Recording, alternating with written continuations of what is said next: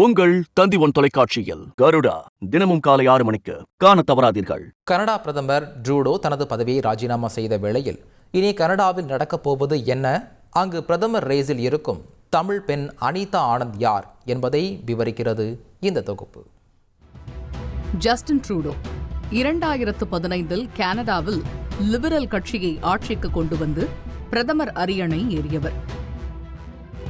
2019, 2021 மீண்டும் தேர்தலில் வென்றவர்.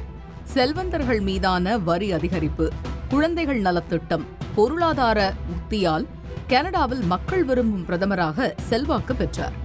ஆனால் இந்த செல்வாக்கு கடந்த 2 ஆண்டுகளாகவே சரிய தொடங்கிவிட்டது. செலவினம் அதிகரிப்பு, பணவீக்கம் ஆகியவற்றால் ட்ரூடோ ஆட்சியின் மீது மக்கள் மத்தியில் விரக்தி ஏற்பட்டுவிட்டது. இந்தியாவுடனான உறவில் பெரும் விரிசலை ஏற்படுத்தியவர் ட்ரூடோ. இந்தியாவுக்கு எதிரான அவரது நடவடிக்கைகள் உள்நாட்டிலும் சொந்த கட்சியிலும் விமர்சனத்திற்கு உள்ளானது. சொந்த கட்சி எம்பிக்களே அவரை பதவி விலகச் சொல்ல டிசம்பரில் கனடாவின் துணை பிரதமரும் நிதி அமைச்சருமான கிறிஸ்டியா ஃப்ரீலாண்ட் பதவி விலகினார்.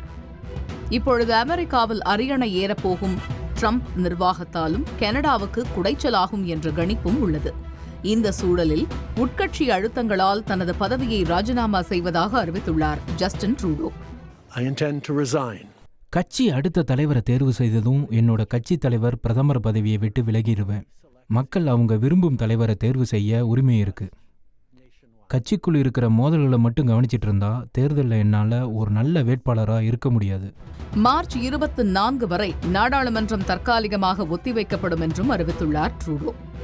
கனடாவில் வருகிற அக்டோபர் மாதம் நாடாளுமன்ற தேர்தல் நடைபெற வேண்டும். ட்ரூடோ கட்சிக்கு நாடாளுமன்றத்தில் பெரும்பான்மை இல்லை.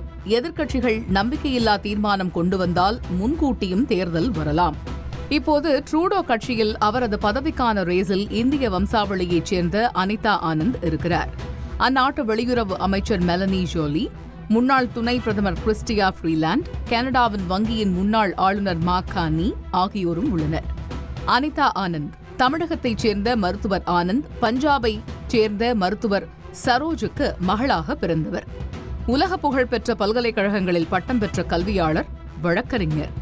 2019 அரசியலுக்கு வந்தவர் ட்ரூடோ அமைச்சரவையில் இடம்பெற்றார். முக்கியமாக 2021 நவம்பர் முதல் 2023 ஜூலை வரையில் கனடா பாதுகாப்புத்துறை அமைச்சராக இருந்தார்.